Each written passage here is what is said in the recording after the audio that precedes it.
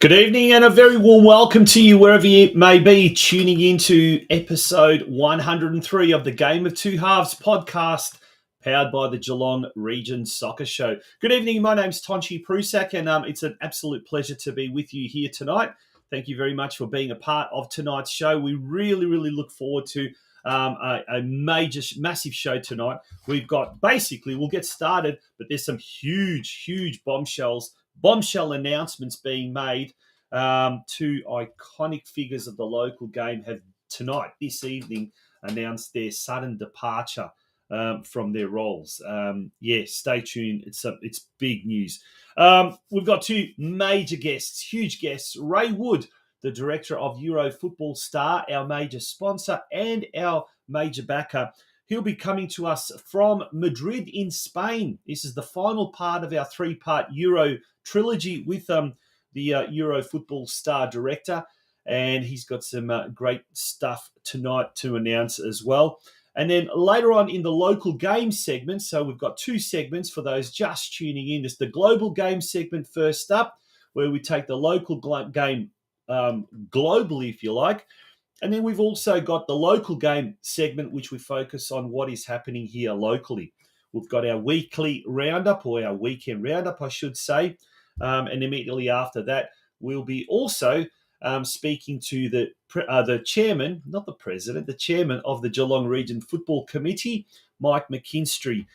Some big issues surrounding the World Game locally. We had recently the start of the Geelong Region Juniors, Seniors season, as well as the Mini Roos as well. And we'll be talking to him about the state of affairs of football here in Geelong, especially in the year that the Women's World Cup will be hosted here in Australia. Are we, as a region, doing enough to capitalise on the massive explosion in player registration numbers? And we'll talk to Mike a little bit later on in the show about that. So a lot happening, folks. Do stay tuned. Straight away after this very short break, very short announcement, we will be crossing over to Madrid in Spain to catch up with Ray Wood, the director of Euro Football Star. Don't go away, folks. It is the Game of Two Halves podcast.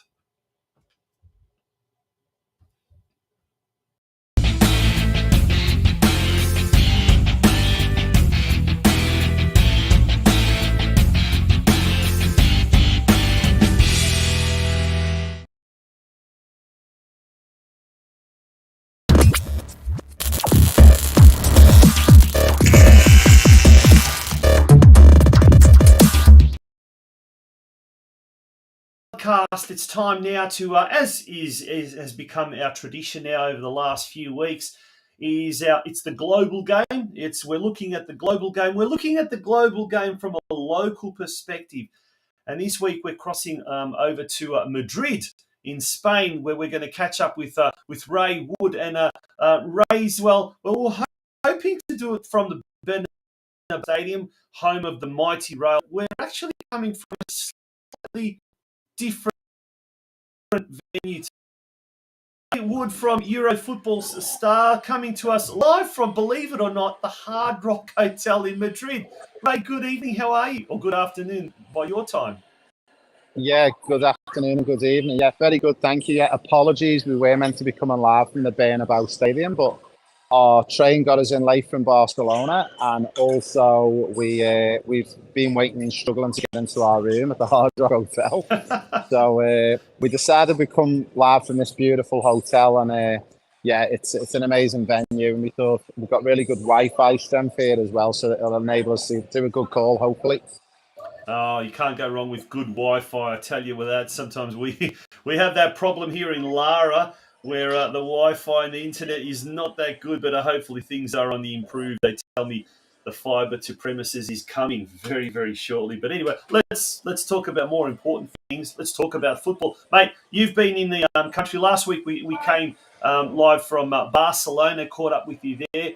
Very good, interesting conversation there. But now it's Madrid, home of Real Madrid, Atletico Madrid, and so many great footballers. You know, it is the epicenter of European football in many ways. But one of the stars of Real Madrid, one of the veterans of Real Madrid, is Luka Modric, and here in Geelong, there's many young Australian Croatian football fans and football fans indeed who appreciate Modric and his wizardry. But little is known that when he was 10 years old, he actually got rejected at the age of 10 by his boyhood club, Hajduk Split, and ended up eventually signing on for the big rivals in Croatia, Dinamo Zagreb, and then becoming an absolute immortal legend at Real Madrid. But rejection, let's talk about rejection at a young age for players. Sometimes, they get to 13, 14, they're on the verge of NPL selection and they don't make it. And, some of them decide to give the game away, and others who end up in that elite player pathway sometimes struggle with the mental toughness that is required of young players. How important is that as a one percenter to success, that mental toughness amongst younger players, Ray?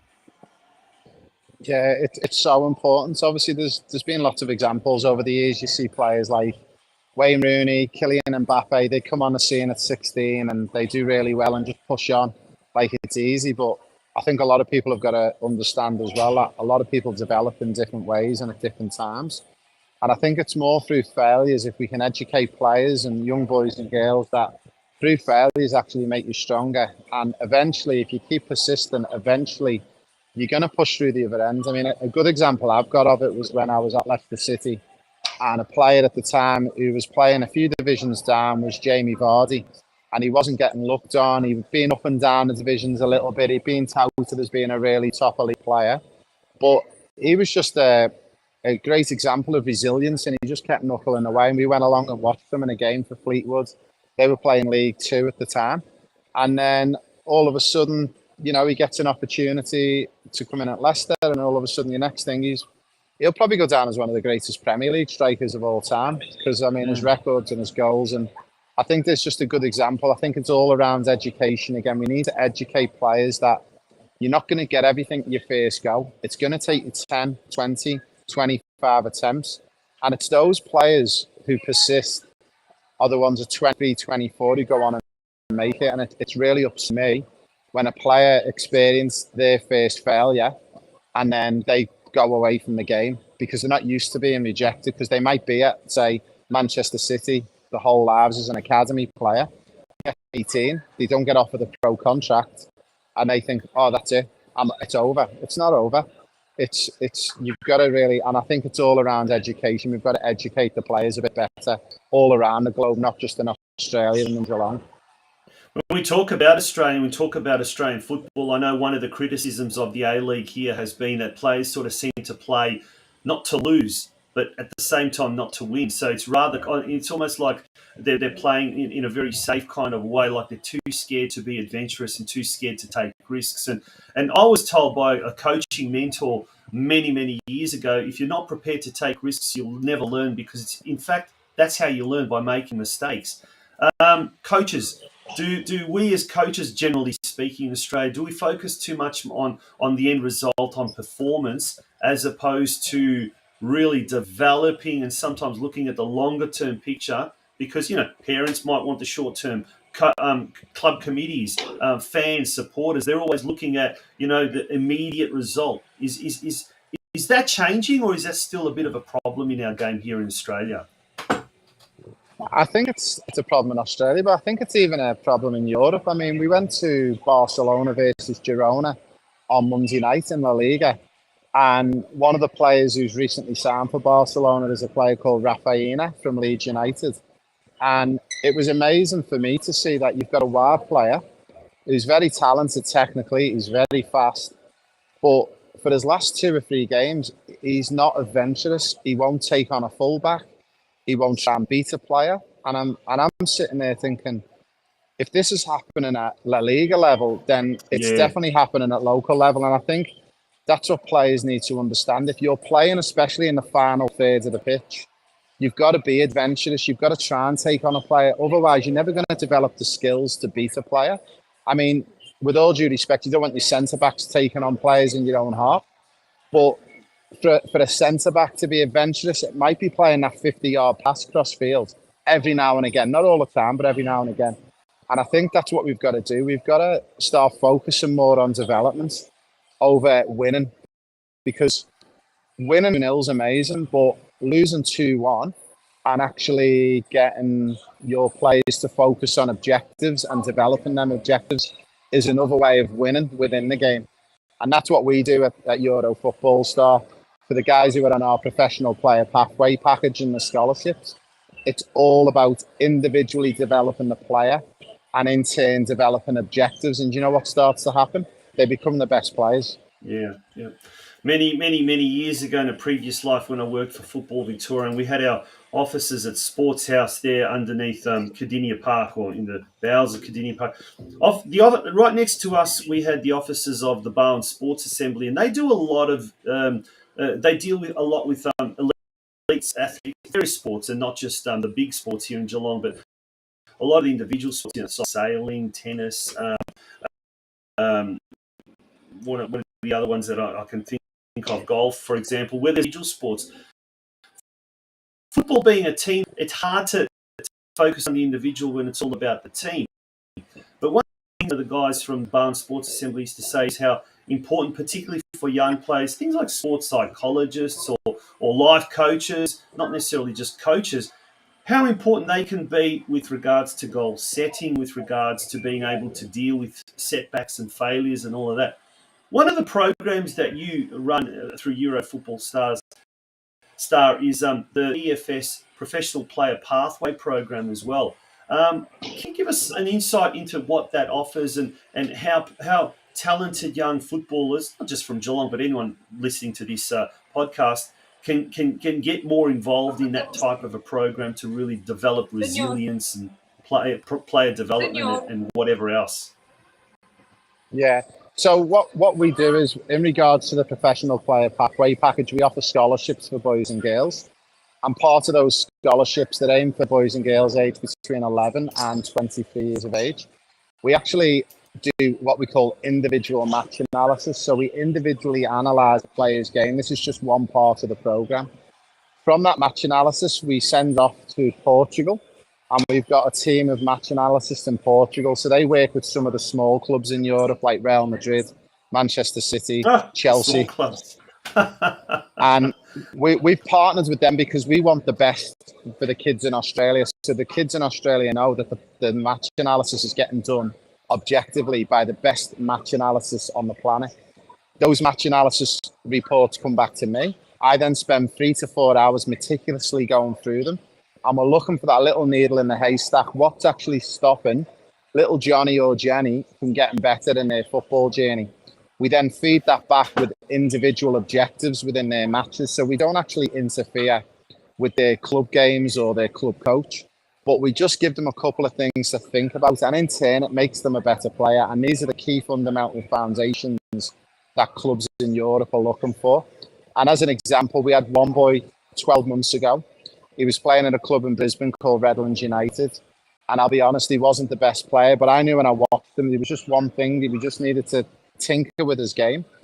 Within 6 months of fixing that, he went on to, I think it was 17 assists, 9 goals, and he's now playing professional football on a pro scholarship in Europe. And if we wouldn't have discovered him, and if we wouldn't have just tinkered a little bit with his game via that match analysis, he'd still be playing at Redlands United in Brisbane. Yeah. How old was the young chap again? He was 15 at the time. He's 16 years of age now. Yeah. When he's too young, or when is a player that's already started to develop into the elite pathway? Say, could have been SAP, TIDC. Maybe he's been recognised within his own club as this is a player with great potential.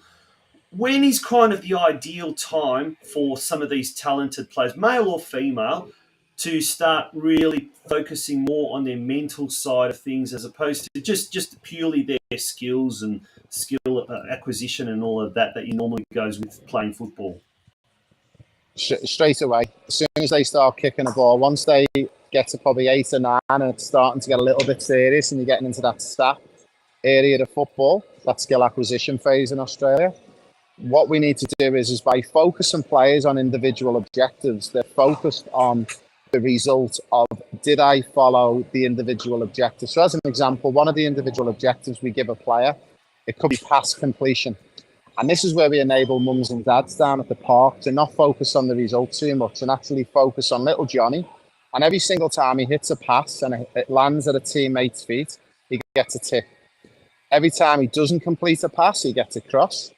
At the end of the game, if he gets 20 ticks and 20 crosses, his pass completion is 50%. So all of a sudden, from such a really simple indicator, mum and dad can chart his game. And it's fun. You can go home, create an Excel spreadsheet. Game 1 versus Sunny Coast Wanderers, 50% pass completion. Game 2 against Brisbane City, 56%. Game 3 against Geelong, 48%. Oh, well, why was that reason? Oh, he was actually sick that weekend. He had the flu, he had the cold. Okay. And it's a good way of charting that progression. And what we say is we get too carried away in Australia with skill acquisition phase and NPL about developing everything. Develop one thing and be a master at it. Then move on to the next thing. Develop that, be a master. All of a sudden, once they get to 16, if they've got 4 or 5 really good tools in their bag, you are up and running and you are on the path to playing professional football. I mean, let's be honest. Let's look at David Beckham. There's been I don't know if you know, there's a little bit of controversy online with David Beckham at the moment, and they're saying he's the most overrated player on the planet. I agree to a point, but he had one tool in his locker, and he was very, very good at that. And he could cross a ball or hit a free kick. And that's enough to play top-level football for Real Madrid. So imagine if you've got 2 or 3 or 4 tools. And that's what we impress. We're trying to coach too much in Australia. The FFA curriculum, I think we could spend hours on that one, but I think we just need to focus on one area, be a master of that, then we go to the next area. And that's the best way football players can move forward. Yeah, it's a very, very good point and some really good wise words of advice there for young players. Now, Euro Football Star does a lot of other things as well. And at the moment, you're over in Europe.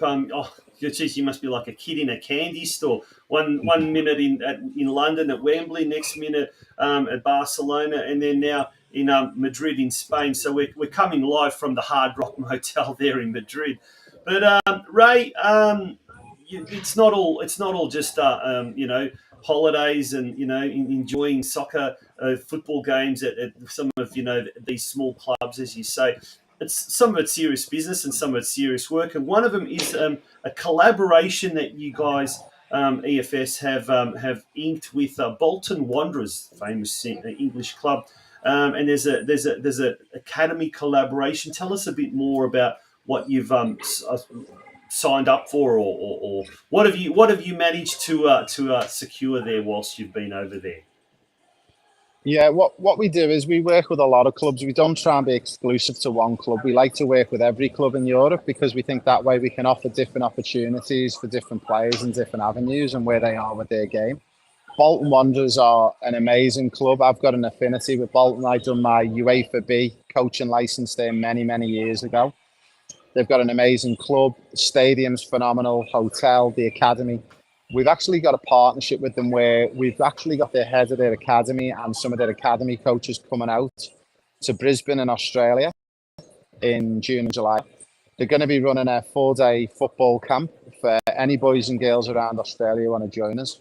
But on top of that, they've also put in a package of two $8,000 packages for two players, one boy and one girl. We're going to get chosen to go all expenses paid to Europe in 2024 wow. for an experience of a lifetime. Now, straight away, we've already had commenting on social media, well, you know, my little Johnny won't win because he's not a very good player for his age. We're not picking it based on who's the best player now. At Euro Football Stars, people start to get to know as we look at what's called future potential. And just on that one, if we talk about future potential, we had a boy in our under-12s team at Leicester City back in 2012. And this boy, we always realised had future potential, but he wasn't the strongest. He wasn't the best left footer. And on a number of occasions, at any other club, he would have got released. But a big thank you to Leicester City and how they recruit players, and they believe they got to invest in players' development over 5 and 10 years. That player went on to be Luke Thomas, who I worked with for 4 years, and he's played in the Premier League. He's won the FA Cup. He scored a winning goal at Manchester United, which I was very pleased about at Old Trafford. Yeah, and that's just an example that we look for future potential because we understand some 11 and 12-year-olds physically aren't up to where other 11 and 12-year-olds are. And also, they might have started a little bit later into the game, but that doesn't mean they're not going to make it. So going back to the Bolton Wanderers partnership, we're actually going to be looking for a boy and girl with future potential. So it's not necessarily about the best player on the day. It's attitude. Are they putting the hard work in? So that's what we look for within our players. Now, the potential of young players in Geelong is quite incredible, actually, from all spheres. We've got just recently, just last month, in the NPL competition, North Geelong had 4 NPL boys teams all qualified for Division 1. We saw in the senior team 16-year-old Marko Juric, numbers 17-year-old Luke Zivcic, 17-year-old Rocco Ramage, Kai Williams, another, I think he's 17 years of age as well, becoming quite established in the senior team. But we also recently you announced winners of the trip to England for 2 girls and 2 boys from that were at the Geelong objective testing earlier in the year. 2 of those girls are from North Geelong. Tell us a bit more about that. That's pretty exciting. They get to go on a trip of a lifetime, or they get offered a trip of a lifetime to the UK. Yeah, we were due to select 2 winners from Geelong. We normally select 1 boy and 1 girl, and again, we look for future potential. And we went down, we were just absolutely blown away. I mean, it was no surprise to me how good the players are in Geelong because I've known Joseph and his family for 4 or 5 years. We've helped Benji Zilic on his journey. But I think it's the culture you guys build down there and that Croatian background. And I mean, the boys blew me away, but the girls, I mean, we seen, I think it was 2 twin sisters. I think it was Evie Stosic and her sister. Yeah, they were just unreal. And yeah, just the girls. I mean, we've seen maybe 5 or 6 really standout girls across the whole of Australia in a 12-month period. We rocked up to Geelong. I seen 9 girls better than all of them girls in one area. I think Geelong is a little secret hub of really top level ball players, and I think it could be an area of the world where people are going to start going in to have a look at players, because I think we found a diamond in the rough. And whatever you guys do down there, I don't know if it's in the water or the food, but you do something really well with them. No, but it's not just North Geelong. Geelong Soccer Club as well have had some really good young players coming up through the ranks as well. Just in the senior men's team, a couple of the homegrown players there that are coming up through the ranks. We're seeing the country championships as well. in June. Used to be called the Queen's Birthday long weekend. I don't know what it's called now. Is it the King's Birthday, the Monarch's Birthday? Anyway, middle of June in Ballarat, the country championships that are going to be held, the Victorian Country Championships. There's a plethora of Geelong teams, both in the boys and the girls selection. So they're the next generation of players that are coming up through the ranks. We talked about the NPL dream teams down at North Geelong as well. So there's a lot of untapped talent. And Ray, you've obviously through Euro Football Stars seen a lot of potential in the region, and there are a lot of these players that are starting to come up through the ranks. So this collaboration with Bolton Wanderers, geez, sounds like a really, really exciting one. Hopefully the lads from Bolton might even pop down to Geelong and hold a couple of sessions and maybe a couple of coaching seminars for the coaches. But that's not all. There's more. Now, you're telling me off air, one of those little European clubs over there at the moment, and I'm not sure if we're allowed to speak about this loudly enough in Madrid because they are very, very big rivals, but Euro Football Star have actually have secured some sort of a groundbreaking partnership with Barcelona. All right, Barcelona, that is. Hopefully you're not going to get mugged there in the streets. But, mate, Barcelona? Tell us more. Yeah, we've been having a series of meetings, contact consultants, scouts, and just making them aware of Euro Football Star and what we do from Australia. Now, we unearth talent, but also how we help develop talent as well to get them ready. We've got a couple of players on our radar at the moment. We've been working with a female player for about 18 months now. And we've just been with Barcelona, where we've opened up an opportunity for one of our players to go and trial and train with the women's squads in September. And yet we're just in ongoing talks. We can't really reveal any more at the moment, but we're in collaboration with one of the biggest international schools in Barcelona, which is called Agora International School. And it's headed up by a guy called Xavi Martin. And he's the ex-academy director of La Masia, which is the famous Barcelona academy. So he's worked with people like Pep Guardiola, Lionel Messi. So we're just in collaborations with Barcelona. We've got some exciting news as well that we're going to be setting up Euro Football Star offices in Barcelona in the next 7 to 10 days. And we're going to have a permanent base. So my time's going to be spent probably 6 months between Europe and Australia. So you'll still get to see lots of me in Australia, but we're going to have that base set up because we realise and understand it's important families going across for opportunities to Europe that they've got somewhere safe to be. There's a Euro Football Star representative on the grounds in Europe. And we're building a team very fast and quick. So if you want to move the podcast to Barcelona for a month, we can set you up next to the swimming pool.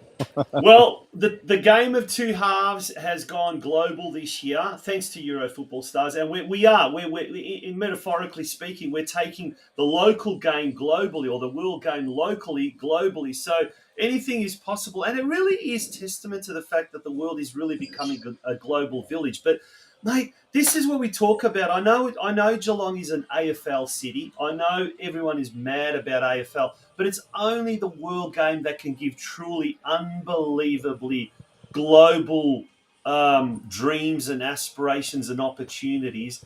And AFL, it just cannot compete with this. Cannot compete with it. I'm sorry, but this is a great example of the world is at your feet type of mentality, type of opportunities that football can provide. 100%. Yeah, this is what we're doing. I think the world is definitely getting a lot more of a smaller place. It's so much easier to get around. I mean, I hopped on a train at Barcelona this morning at 9 o'clock, and I was in Madrid for 11 o'clock. We can bring this to Geelong, and we're going to open it up to the whole of Australia, but definitely for the beneficiaries of Geelong, we're going to be bringing so much football over the next 12 and 18 months and past that. And we're so excited to open up all the different avenues that Europe's got to offer. We just don't have contacts in the UK. We've got them in Spain, we've got them in France, we've got them in Portugal. So we can really find the best fit for players and for their families where they want to move forward with their football.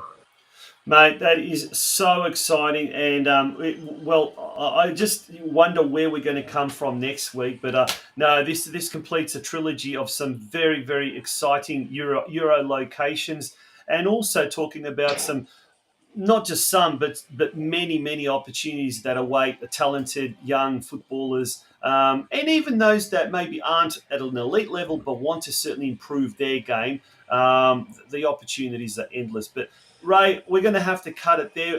We've taken up too much of your time. We'll let you get back into the Hard Rock Hotel there and maybe sing a tune or two, as long as it's not a drunken rendition of "You'll Never Walk Alone." But I'm sure you're a little bit more cultured than that these days. Your Spanish is really improving, isn't it? It is, mate. I'm getting by with me Scouse Spanish, and I don't drink alcohol anymore, so I definitely don't have any drunken nights anymore as well. Good on you. Ray, thank you for joining us here on the Game of Two Halves podcast, and that completes our global game. After we take a break, very short break, we'll be back with the local game, and we'll look at what is happening in Geelong football circles after this short break. But in the meantime, Ray, once again, thank you very much. Cheers, guys. Thank you. Good on you. Bye-bye.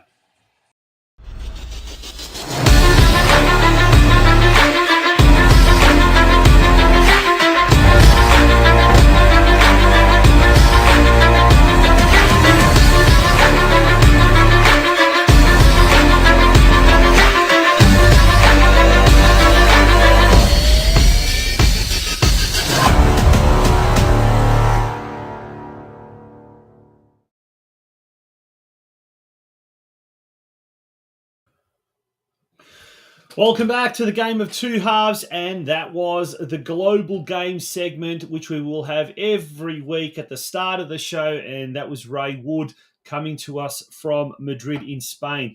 Now, we will announce, this is one of the many bombshell announcements we're making tonight on the Game of Two Halves podcast. It's time now for the local game, and we're going to talk about the local game, but before we do that, next week's very special guest in the global game is someone locally doing it very big in Europe at the moment. He's only a youngster, still a teenager, but a lot of you will know this person very well. And it's a young kid who's now at the Steve Gerrard Academy in Liverpool. He's doing his thing. He's a full-time soccer player / student. He's a former student of St. Joseph's College, and also played his junior football at the North Geelong Warriors, and he's one player who's really benefited from the program offered by Euro Football Star. And I'm talking about young Benjamin Zilic. Benji will be joining us next week. Benji was on the show, I think, the very last episode of the very first season. So now we're going back 4 years ago, just before he was going to go overseas and do some trials. He came on the show with his father, Josip Zilic, who's well known down at North Geelong Warriors. We are working on getting an actual live interview, a live cross to Liverpool with young Benji next Monday night. That's going to be massive. If logistically we can't do it, it will be a pre-record. But fingers crossed, apparently it is a bank holiday in the UK next Monday. So we're hoping to have young Benji Zilic live on the Game of Two Halves podcast. But folks, now it is time for the local game segment, and we're going to start off with the news desk.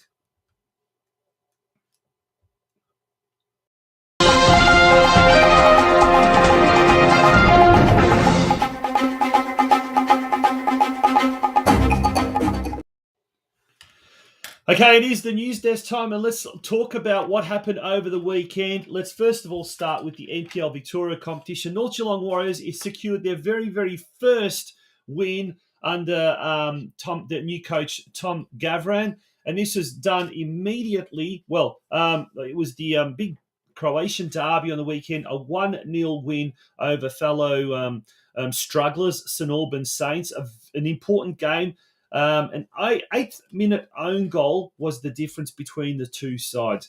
Now, North Geelong got a massive game this Friday night against Oakley, who are there in third spot. They lost 2-3 to the top team, Avondale FC. So it's a crucial game for the Warriors, but they have drawn and won their last two games. So here's an opportunity to really start their movement further up the ladder. On Saturday night at Stead Park, unfortunately, Geelong lost to Nunawading City 0-2. It was a dour game. It was a real struggle. And unfortunately, Geelong suffered their first loss on home soil. So the first time in 4 games that Geelong has lost at Stead Park. This week, they're coming up against Boroondara Carey Eagles. A very important game. Now, Boroondara are 5th at the moment with 12 points. Geelong currently in 8th with 10 points. So a win over the Eagles will catapult the Lions above them on the competition standings. That's at Stead Park on Saturday night at 6 p.m, folks. So if you can, make your way down to Stead Park this weekend and take that game in. Corio, they're really, really struggling at the moment. Things aren't going too well. And after 6 games, the Eagles are looking for their first win. On the weekend, Callum Ferguson scored the goal that gave them the lead against Upfield, another struggling team. But Upfield managed to get 2 goals and they ran out 2-1 winners over Corio. Corio are on the foot of the ladder, and this weekend they travel away to Whittlesea Rangers, who are just 4 points above them, still in search of their first victory. So we certainly wish Corio all the very, very best in the next few weeks, because it is a crucial time for them. Now, the Geelong Rangers, they managed to secure their second win of the season, and it was a great result for the Dark Blues. A 2-1 result over Lalor United. Jordan Savinsky scoring in the 35th minute, Ross Trevor in the 41st minute. Savinsky, the son of the legendary Adrian Savinsky, and the nephew of the late, great David Savinsky, he's scored 4 goals this season for the Rangers. Now, next week, the Rangers travel to West Vale Olympic, who are in 4th position. So it's going to be a tough game. It's on Saturday, so a crucial game, another crucial game for the Rangers as we start to kind of head into the business part of the season. On the weekend, it wasn't exactly the best weekend for the Geelong clubs in Men's State League 4. Moonee Ponds United defeated Bell Park 3-0. Surf Coast lost to Laverton FC, the only bright spark provided by John Pikett, who scored his 8th goal this season. It was a 45th minute penalty. And Bowen lost to Melbourne City 1-4. This weekend, Surf Coast taking on Moonee Valley Knights. That game will be away. And then the big one up at the Bell Park Sports Club, Bell Park taking on Barwon in what should be a real important local derby. We talk about really important games, and they all seem to be really important, but Bell Park, they can sort of really move up into the sort of a top half of the competition standings with a win here. And Barwon will definitely make a move away from the relegation zone and even leapfrog Bell Park should the Blue and Whites win this game on the weekend. And finally, as far as the Men's State League competition is concerned, Men's State League 5, we saw Larry United defeat Bendigo City 2-0. Ben Kenshall scored in the 83rd minute. But prior to that, Tristan McGrath scored in the 76th minute with a penalty. Now, Tristan scored 13 goals this season and clearly heads the Golden Boot in the State 5 competition at the moment. Deakin Ducks lost to West Point 1-4, and Balmoral destroyed Surfside Waves 6-0. Now, this weekend in round 7 action, Lara United, they've got the bye. Bendigo City, they're at home to Deakin Ducks. Surfside Waves, they're at home to Tarnee United. Now, if we focus now attention to the women's competition, the women's side of things, first of all, we'll have a look at the VPLW. Geelong Galaxy, well, they recorded a very, very important win on the weekend against Melbourne University. It was only their second win of the season, so they've now won 2 out of their opening 6 games. Galena in the 54th minute and a double by Sano in the 56th and 73rd. So next week, it's an away game at Jubilee Park for Galaxy as they take on Ringwood City. Ringwood City are one of 5 teams that share equal top spot. Although Brunswick Juventus, and they've got a bit of a Geelong flavour, Brunswick Juventus, they've played 4 games, won all of their 4 games. So they've got a game in hand. And former Geelong Galaxy star and North Geelong Warriors Junior, Laura Spadanovic is a focal member of that Brunswick Juventus team that is just at the moment doing very, very well in the VPLW competition. Now, the Women's State League 1, this is the one that has most interest for Geelong sides. On the weekend, North Geelong defeated Craigieburn City 5-1. Lara Herich getting herself a hat-trick, Kump and Skerritt scoring singles apiece. And then Geelong Rangers and the big local derby. This is a big one. This is the one that was being brewed and one that was being kind of talked about a lot. And this one really was the game that I guess was being built up by everyone in the media because it was father versus son. And we had these two gentlemen on the show last week, Tony Horrocks from Geelong Rangers, and also we had Ryan Horrocks from Lara United. And here's a little bit of footage from that game. We had for Geelong Rangers, Sophie Amota scored in the 36th minute, but prior to that, Kelsey Icardi scored in the 8th minute. So we'll find that next week, Mill Park will host the Geelong Rangers on Sunday. And then Lara United in the big clash on Sunday at 3 p.m. at Lara Recreation Reserve. They'll be involved in their second local derby now in 2 weeks when they host North Geelong Warriors. So that should be an absolute cracker. And this was the equaliser, in fact, in the 36th minute. So if we take a look at the competition standings there, North Geelong currently 2 from 2. Lara United in third spot with a win and a draw. They remain undefeated. And Geelong Rangers managed to get their first points of the season with that 1-1 draw. If we have a look at the local competition now as well, first of all, the men's Division 1 competition, Geelong Rangers lost to Armstrong United 0-2. Surf Coast lost to Bowen Blue 1-2. Bowen Heads lost to Bell Park 3-4. So away teams seem to do very, very well there. And at Estuary Reserve, FC Leopold drew with Bowen White 1-1. So Bell Park are currently on 6 points from 2 games, and Bowen White in second spot with 4 points. And then turning our attention to the Geelong Region Women's Competition, Surfside Waves defeated Bell Park 2-0. A big result at the Golden Plains Deakin Ducks Black game. Deakin Ducks defeated Golden Plains 5-0. Lara United defeated Corai Bay 4-2. We had FC Leopold lose to Drysdale 0-4. Geelong defeated Deakin Ducks Gold 4-0 at home. Armstrong United defeated Bowen in a very close one, 1-0.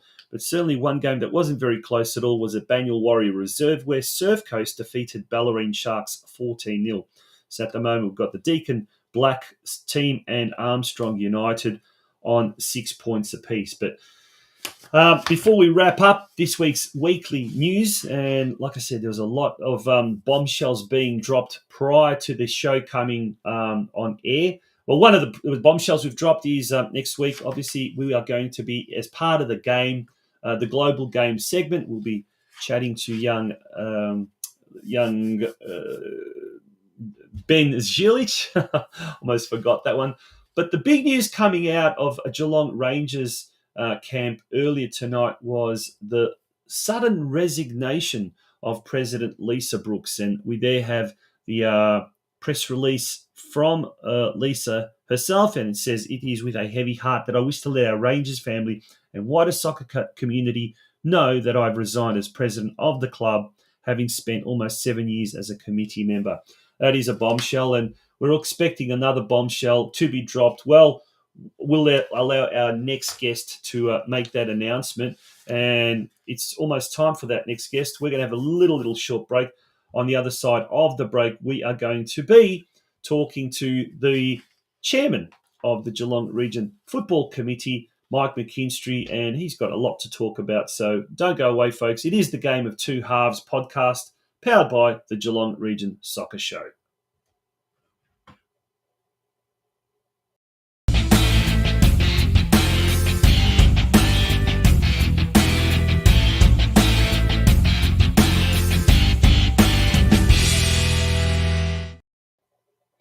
Welcome back to the Game of Two Halves podcast, and it's an absolute pleasure now to introduce our next guest, and a real friend of the show, and someone who really works tirelessly and very, very hard behind the scenes for the betterment of the game. It's an absolute pleasure to bring on Mike McKINSTRY, the chairman of the Geelong Region Football Committee. Mike, how are you tonight? Hey, Tonchi, how are you, mate? Very good, mate. Very good. Well, first of all, that is a bit of a shock announcement by Lisa Brooks, the president of the Geelong Rangers Soccer Club. It is a club that's really has become such a massive club, and it really takes a lot of personal time and time away from your family being a president of a club. But it is a shock nonetheless. Yeah, no, it is. I mean, she's put in a power of work for that club for many years, and you might remember last year she also was, in addition to the club stuff that she did, she actually organised the country championships that we hosted in Geelong for all the regional teams to come and play here.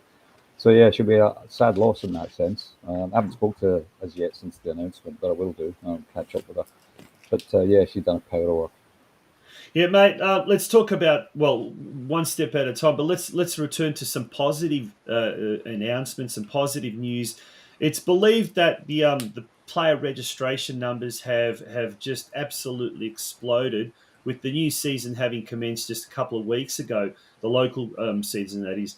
But there's talk of something like 25% plus increase in player registration numbers compared to last year. Is that true?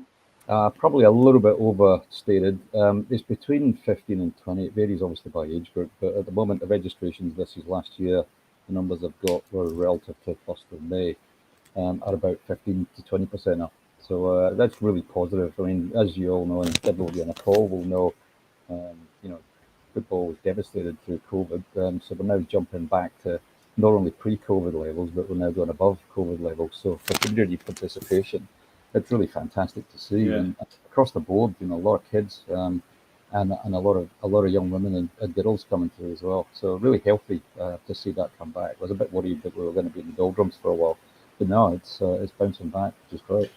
Now, obviously, one of the side effects of accommodating such growth, obviously, is the logistics that is involved in running these programs. We've seen this year, for the first time post COVID, the mini Roos hubs returning to the southern and the northern zone. Yeah. How did that come about, and how's that coming along the first couple of weeks? Look, that was something that came up at one of the GRFC committee meetings that we had last year, and a number of the hub presidents sort of talked about how, you know, the hubs were so well done in the past, and there was a lot of benefits, you know, for the clubs themselves, because obviously if you're and obviously the host of the hubs moves around. So you've then got over 2 weekends, back-to-back weekends. You've got all the kids coming to one location. Last week was Ocean Grove and Lara. And I went down to the Ocean Grove one. I couldn't get to the Lara one. And it was just such a buzz, Tomshi, of activity. I mean, you've been there in the past as well. And you could see all the adults wandering around, the young kids. They were all excited. For some families, it was their first hubs. Yep. And a lot of them said, how good was that? And of course, it gives a bit of added revenue for each of the hosts, you know, because clearly kids and families, they want to eat and drink. So if they spend a little bit of money and that goes into the coffers of the clubs, that's fantastic. And yeah, so it's a real success. And from a GRFC point of view, what we decided to do this year is, rather than sort of make do and mend with crappy old goals that existed in and around, we actually put our hand in our pocket. We raised a bit of money from last year's country championships, and we had some funds left over. So we went and bought goals for all age groups. In fact, I was bloody well assembling them today in North Geelong, finishing them off myself with a few others. And we now have organised a deal with a Storage King in North Geelong, where they actually give us free rental of the area, and they're also giving us a truck for free. So it means we can shove all the goals in the truck, and then the next host in the next week can actually go, and they're all pre-assembled now. They're not like the old goals that you might remember. I forget what they're called now. Sambo. Yeah, Sambo goals. Yeah, they were all pushed in together, a pain in the arse. These are much nicer, and we, because I personally and others have pre-assembled them, it just means when they arrive at the club, they can pick them up, snap, bang, they're up. Really easy to set up. So hopefully so we just wanted to try and facilitate that for the clubs, because we know that, you know, everybody on the call here probably is all volunteers, and we've all got, you know, lots of things to compete for time in our lives. So we thought, well, if we can give that a little bit of a prod, stick a bit of money towards it, and hopefully that makes it a lot easier for clubs to host. We're speaking with the chairman of the Geelong Region Football Committee, Mike McKinstry. If folks in the comments section, you've got any questions you'd like us to pose to Mike, pop them away, and we'll ask Mike those questions. Now, Mike, one of the many other things that the Geelong Region Football Committee does is oversee the country championships as well, or the representative teams for the country championships. How's that all coming along? Because I guess before you know it, the June Monarch's birthday or Queen's birthday or King's birthday, that'll be around. We got all the Kings, Yeah, that's right. Yeah, how's that all coming along? And how are the coaches and the coordination for the country rep teams coming along this year? Because last year was a massive one. We hosted it, obviously. We don't have to worry about that, but nonetheless, it's still a big job getting the squads together. Absolutely. This year, for those that don't know, has been hosted by Ballarat. And as you say, it's a lot easier for us. The hosting last year took a lot of time and energy, as you might imagine, organising things. And there's a power of people in the background that put the hand up to help. So a big thank you for everybody on the call that was involved in that.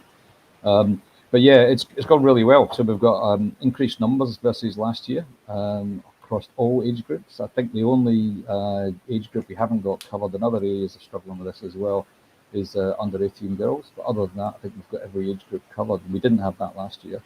So maybe it's a bit like in line with participation. We're seeing, people wanting to play. Obviously, as you know, one of the definitions of people that can play is those that aren't playing in Metro. So it's really focused.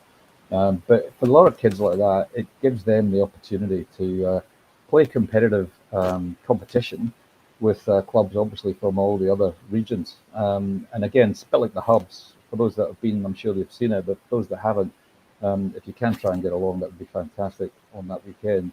But there's just such a high activity with so many people milling around, and you hear the kids really enjoy it. Such an excitement. And if we can really get that kind of excitement into all of the age groups, then hopefully that means they're going to stay with the game through. Because we often see a little bit of a drop off at the kind of under 18 time.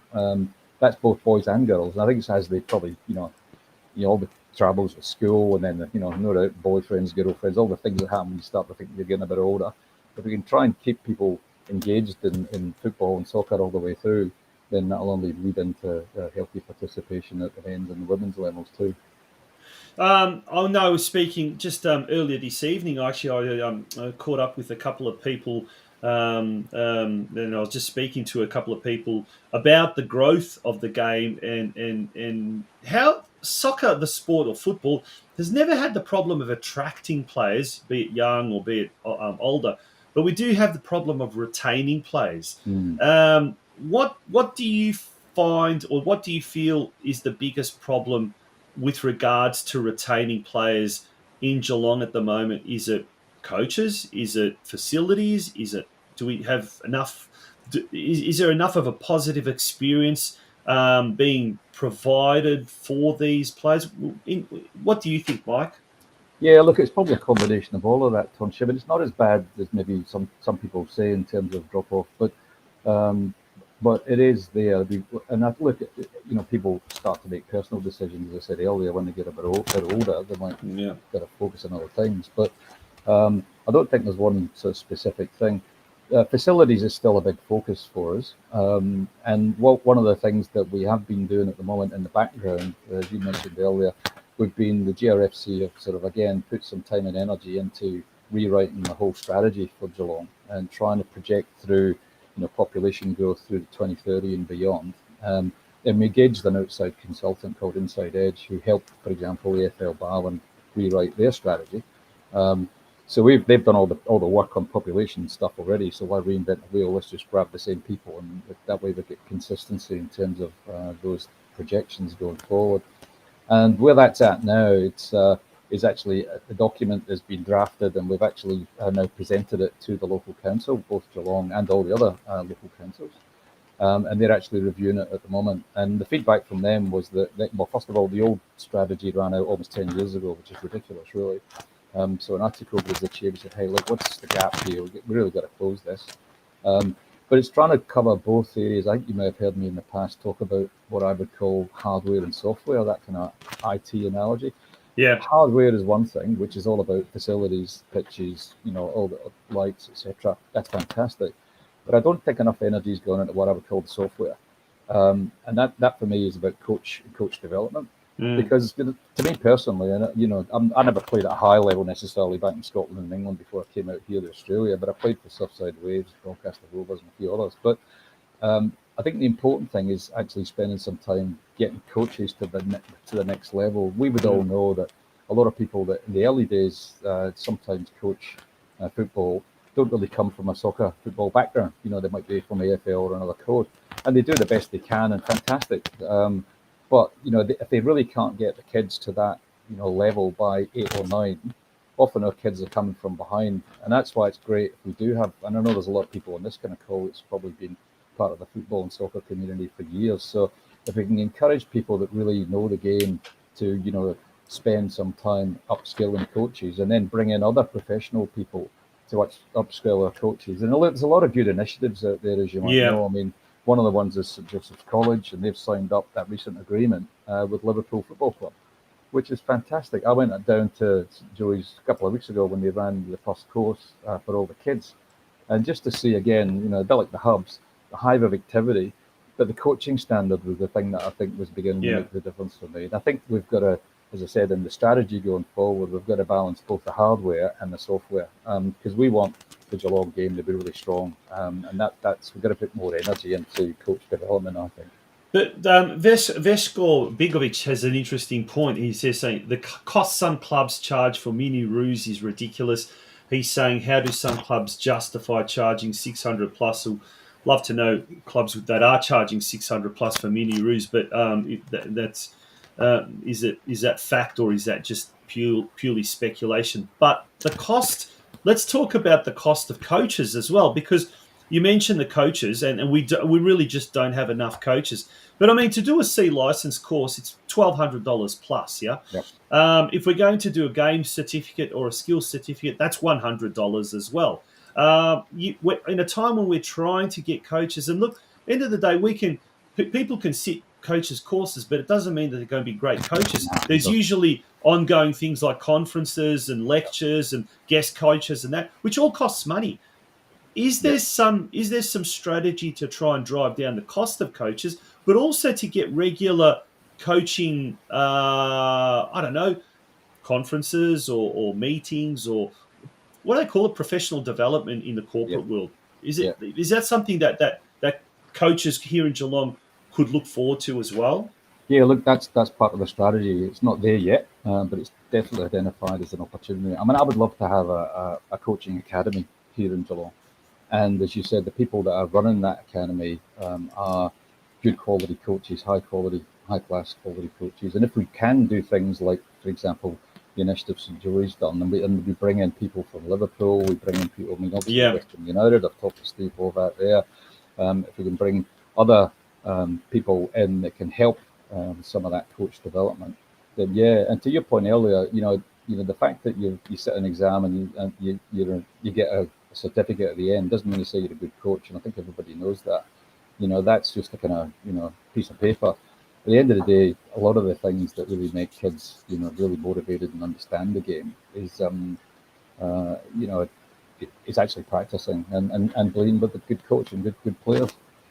So I think it's going to be practical. On the question of cost and mini roos, I'm not sure about that one. I'll look into that one actually, but we don't get involved in setting the charges as GRFC. No. That's sort of club specific, so we'll look into that. As far as coaching is concerned, we're now looking at fundraising. For example, last year I mentioned on country championships, we went and got some fundraising from donations from a lot of local organisations actually, in addition to Ep3. And that then enabled us to give discounted participation in the country champs. We're looking to do something similar to try and do a bit of fundraising so that we can actually start to contribute or even pay for some of the coaching certification and courses. So because the cost, and the same with referees, we're short of referees. So again, we've got to be able to hopefully try and support people to get these qualifications. Because as you said, it's not easy, and obviously a lot of people are doing it pretty tough at the moment financially. So I'm not saying that GRFC alone has all of the answers, but if we can help at least pinpoint and some of the areas that we can support, get some sponsors across the line, then maybe we could use some of those funds to help make it easy for people to get those qualifications without having to pay too much. Yeah. Well, I guess moving along, and this is a really good discussion because it's something that I guess could go on and on and on for hours, but the cost involved, and whether it be from the players' point of view, the coach's point of view, clubs having to fork out ridiculous amounts of money, but just to keep afloat and do well. But another element that GRFC does, or Geelong Region Football Committee does, it's an advisory body and represents the clubs at Football Victoria. But the region had a very good representative over the past 17 years, and in a major bombshell, which is officially announced earlier this evening, Foddy Kiprian, who has been an employee of the Football Victoria organisation for the past 17 years, has actually announced that his position has been made redundant, I believe. And as a result, he, as of today, is no longer, and he's had several different roles. And I know for one, because I used to work with him for 3 years, but he no longer is in that position, effectively representing the region at Football Victoria.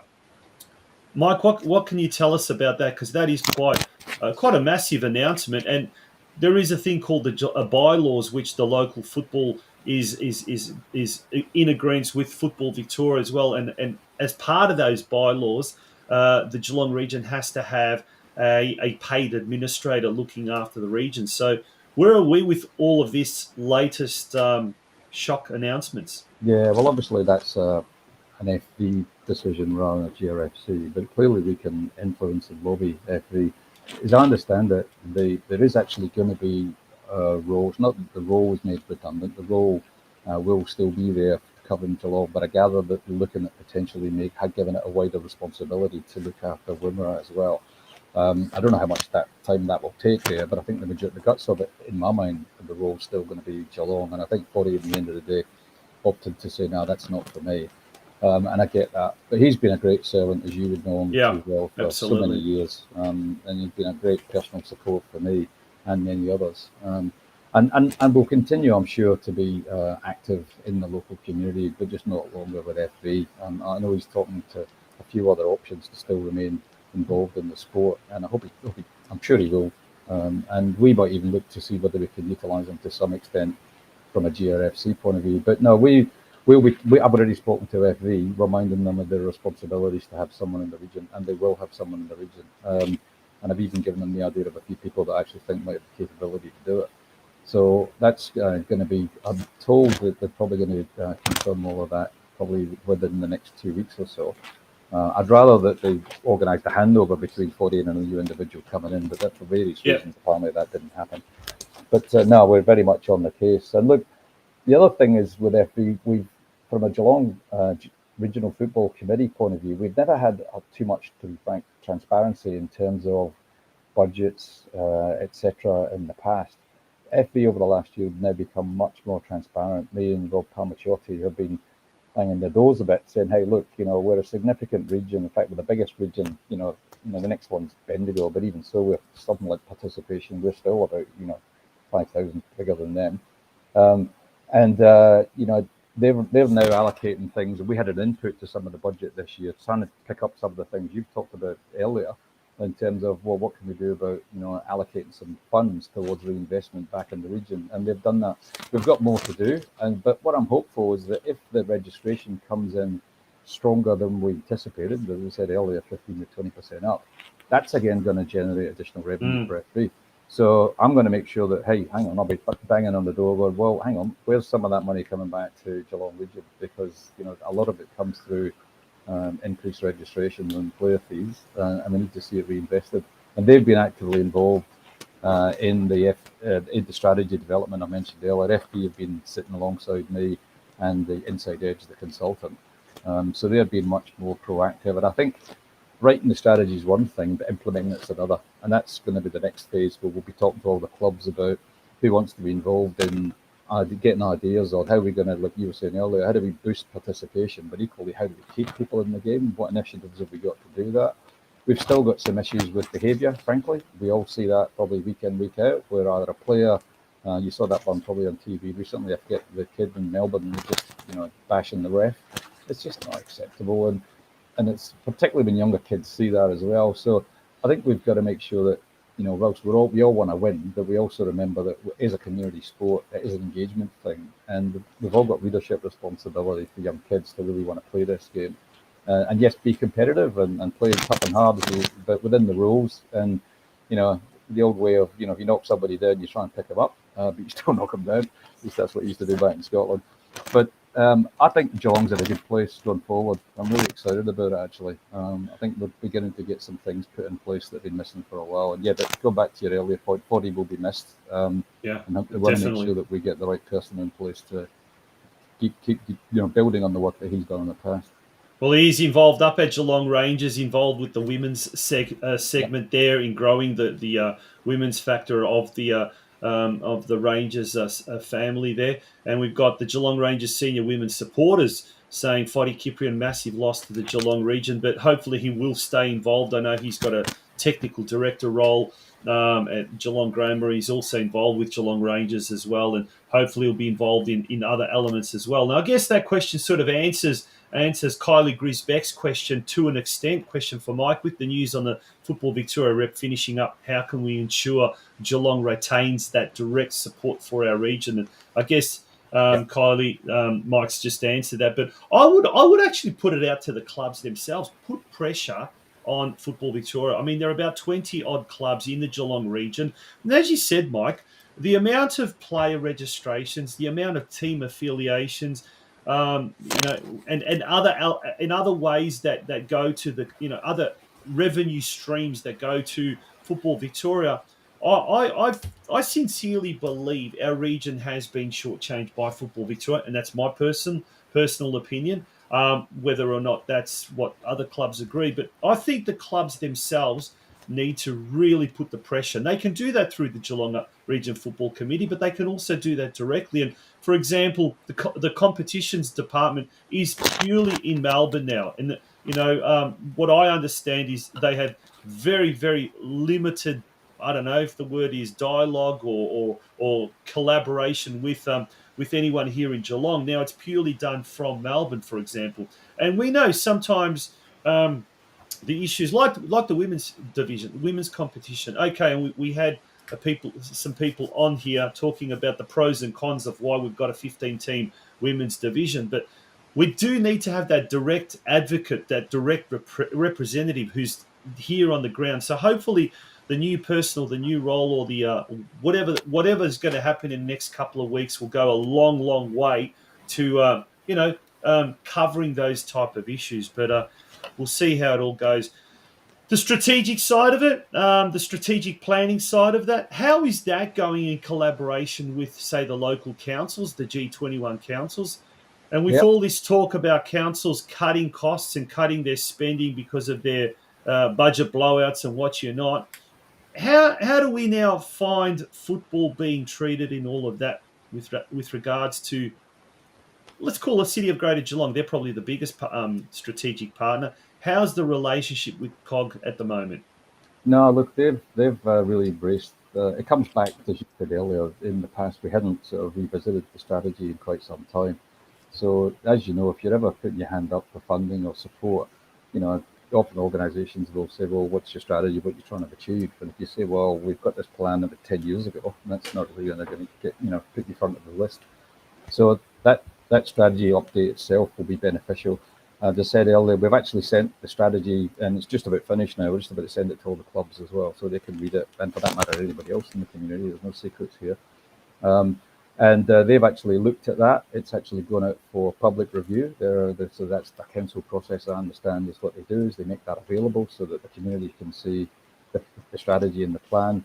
But I've met with FV and all of the council reps who've come along to the meeting that look after community sport. As you said, Amy, I think it was named this lady with surname, at Geelong City Council, was very receptive to the strategy. She particularly liked the fact that it was more inclusive in terms of talked about the women's game, They need to look at facilities, so diversity, even things like all abilities, so kids with disabilities can play football. Those things often get neglected because we all get competitive, and that's the focus, and all goes to Metro, and that's not to diminish that. We want to keep that as well, because that's really the aspiration for many kids, but also for youth using football as a community integrator, if you like, is fundamentally something that I think is important. And I know a lot of people share that view too, because I think we've got to be encompassing everybody. So the strategy's been there, to your question, with the councils right now. How that will be executed is, as you say, is a question mark there, because from state government through the local government, we hear lots of things about budgets and whether they've got enough money and so on. So whether they're going to be able to invest as much as certainly we would like, I don't know. But I think if we can help them steer them to say, all right, well, if you can't do everything, can we actually go through a process of identifying the priorities? And that's where GRFC meetings and all the reps that come from each of the presidents, we know that we've got some really strong clubs, and there will continue to be strong clubs, particularly North Geelong area, as you know. Southern region's been a little bit behind, and we've got some newer clubs coming through as well. So I think we want to try, and that analogy about, the water, the tide rises all boats, not just the strong ones.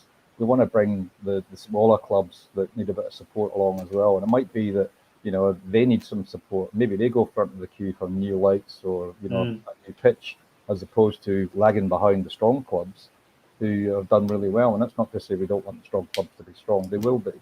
But I think if we want to lift the whole game, we've got to make sure we support everybody. And that's where there's a kind of role at the GRFC where we can get all the presidents together to agree the priorities and try and take the hat off for just our club and say, right, look, can we talk about this as the region? What's the best for the region? And that might mean for some you go, it's not your turn for investment this year, but maybe it's that area there or that hub there or whatever. And is it conversations? Yeah, and that's pretty much what AFL does, and what AFL does well. It's a lot more of a coordinated approach where they might actually say, okay, your club might get something in 3 years' time, but in the meantime, as a region, as a sport, as a code, we're now going to the various levels of government saying, in year one, these are the main priorities. In year two, these are the main priorities, etc. And they seem to get what they get. And look, we're happy with $500,000, maybe 600,000, whereas some of these AFL clubs get $8, $10, $12 million for their facilities. Josip Zilic says an interesting thing, and this is a good point actually. Is there a referee strategy locally alongside coaching levels? Urgent attention is required. The last few years, we've seen some fantastic young referees, and I do a lot of work with the NPL. I commentate some of the NPL games, and I deal a lot with the referees prior to the games, going into the dressing rooms, getting the team sheets and what And it's a great personal joy for me to go in there and see some of the young fellas that are involved and coming up through the ranks. Some of them, are still teenagers, but they're either fourth officials at some of these NPL games, and then you see them down at State League, and then the next day you see them officiating a junior game. And I won't name names just in case I miss someone, but it's great to see that. And look, but more needs to be done. And getting back to that behavioural thing as well, we need to encourage and not abuse some of these green-shirted referees, the first-year referees. So, yeah, particularly the younger kids. I mean, you've seen it, Tonchi. There's some young kids now that are refereeing adult games, and they do a fantastic job. But we all know that there are some people, who will get a bit hot under the collar. And I'll be honest, it's not always just on the field, as everybody probably in this call knows. There's also the people on the sidelines as well. And even coaches, again, we all get, as I said, hot under the collar. We go, that was offside or whatever. Yeah. But when it goes that step too far, young kids walk off and they go, hang on a minute, I'm feeling kind of personally threatened here. And I've actually had a young kid come and talk to me about that. So going back to Joseph's question, which is a great one, that's part of the strategy. We've identified, as I said, that was what I was describing as the software. It was coach development and referees as well, because it's important that we don't forget the refs. Go spot on, Joseph. I don't have a magic wand to solve that yet, because we don't have enough people actually coming through to actually put the hand up to be refs. So that's why we're going to try and see if we can raise some funds to cover the certification and all that. So that helps. But equally, when we do get them across the line, particularly, for example, kids starting it, I think we need all the clubs to, step up. And equally, if you personally, anybody on the call here, is at a game and you see someone beginning to mouth off a bit too much, particularly in a young kid, but it doesn't matter if it's an adult referee as well. You gotta just pull the head in a little bit and call people on it and go, hey, mate, call it back. Maybe I'm a little bit old school. Sometimes people say, somebody said to me the other day they wanted to have a helpline or a hotline, and I'm going, no, just tell the idiot that's gobbing off to actually pull his head in. And clubs can help do that as well, because GRFC, Ep3 can't be everywhere, but we all know when it happens, and we just try and modulate. And it comes back to clubs themselves having a strategy, and also spending some time talking about things like values. What are we trying to do here as a club? Try and talk about things like diversity, because we all get a little bit one-eyed sometimes. Before you know it, gravitates to being all about winning, and the people are trying to win. You don't always see the best in people, because you see an element of competition that goes a little bit too far. So I just think we've got to wind it back a little bit. But to Joseph's point, absolutely, a lot more to be done to actually get additional referees. I don't have the latest numbers for this season yet for referees, but I'm going to get them shortly.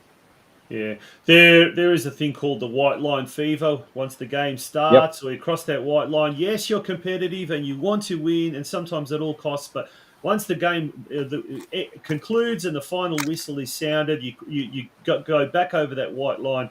Then we as clubs, as a sport, we all need to work together, because if we sort of stay rivals on and off the field and fragmented, we're not going to achieve anything. But mate, it starts next. I saw a question there from Vesco as well about getting some additional news in the Addy.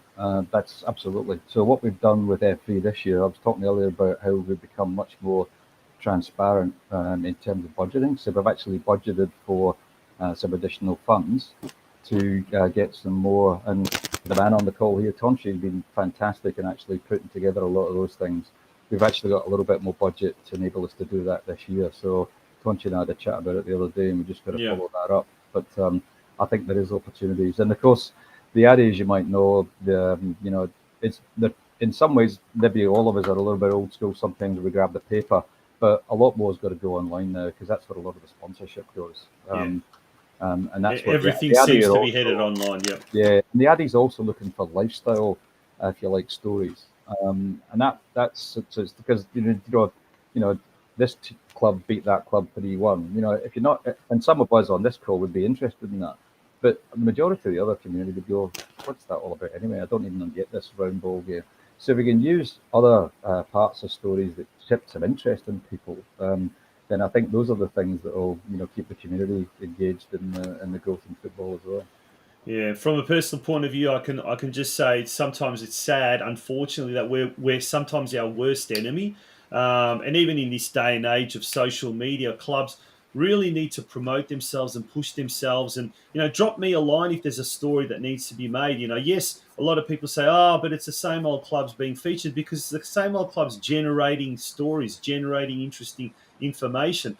Even on their social media, there are some clubs that don't even put up scores on a Saturday night of their games, and you have to go scratching, or you have to go ringing up people and little things like that. So if we as sometimes we can't as a sport, as a community, just keep on making excuses. We need to be proactive, and we need to actually say we're ambassadors for the sport here in Geelong, and we need to push it. And sometimes we don't do that enough. And this shows a good example. Unfortunately, it needed a Brisbane-based football organisation that can see the potential of Geelong as a region. Thankfully, they've come on board. That's Euro Football Star to sponsor this show and keep it going. But sometimes, you feel like you're banging your head against a brick wall, Mike, because your own community doesn't support you. So, it is a thankless job, the Geelong Region Football Committee, and being a chairman of that and trying to advocate for the clubs at Football Victoria and the wider community. But mate, you are doing a ripper job, fantastic job. We're going to get you on in a few months' time just to get an update of where we're at. But apparently there's a meeting of all the clubs next Monday. So the next phase now of pushing our agenda, our sports agenda, starts then. Yeah, look, and it's not really me in the sense. I mean, the Geelong Regional Football Committee is by definition a committee, and that committee is made up of all the representatives of all the clubs. But yes, I, Rob Palmachori, and Foddy in the past and others have helped to try and coordinate that. But we really need the clubs to continue to be part of it. All of the clubs don't actually come to the GRFC meetings. Some clubs don't even attend, which is a bit of a shame in itself. Yeah. So if everybody wants to have a voice, then come and make sure you put your voice forward and encourage your club. Ask your club, do you guys get represented at the GRFC and who goes? Because not everybody comes. I'm not going to name names, but I just would like to encourage greater participation. And I just saw that last comment there, a bit of positive there. Sounds like there was a young lady, the referee, did a great job last week, so that's great to hear. I know there's a lot of challenges out there, but it's great when you see some good news stories like that coming through as well. So good on you, Paul Dowling. Yep. He says, I coached in a Division 3 men's game last Friday night, and we know how the Division 3 men can get quite competitive and quite, let's just say abusive. But we had a young female referee in charge, and I must emphasise the words in charge because that describes her for that night. She was respectful to all players on both sides in her decision-making, making quite a physical game, and did the 90 minutes as if she was enjoying the game as much as the players. So refreshing to see. Thank you, Paul Dowling. That's a great way to end tonight's show. Thank you very much, Mike. We wish you all the very, very best, and thank you for taking some time out to be on the Game of Two Halves, the local game segment. No worries, and thanks to everybody looking in there. That I know that taking time out of your diaries are on. I know many of you are volunteering for the game as well, so good on you guys. Keep it going. Good on you. Thanks, mate. Good night. Thanks. There we go, folks. That brings us to the end of yet another episode of the Game of Two Halves podcast. A sincere thanks to everyone in the comments section tonight who was getting involved in an interactive way with the program, and that is precisely what we want to happen. And look, it can get quite lonely bringing this show to you on your own, so I am looking for the next Les Murray, Lucy Zelich, Adam Peacock, or even Tara Rushton. Or you can be someone completely different. Would you like to be a presenter on the Game of Two Halves podcast and become a household name? We do want serious applications. We don't want people mucking around and trying to be silly. We do ask for professionalism at all times.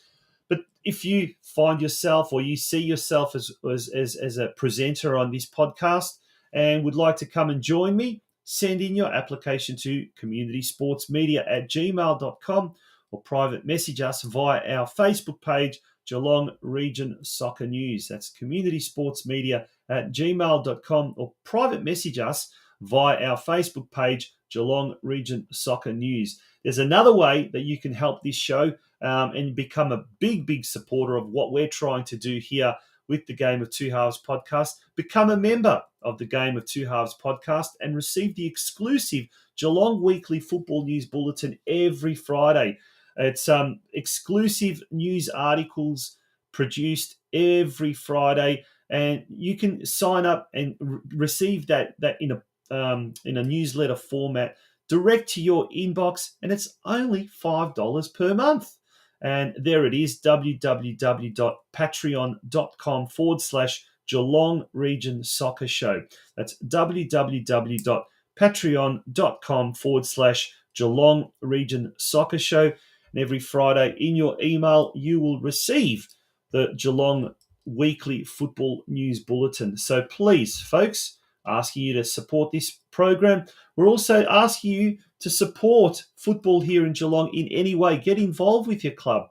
Become a volunteer. Coach. We need coaches. We need team managers. We need parent helpers. But most of all, we also need spectators, people to come along to these games.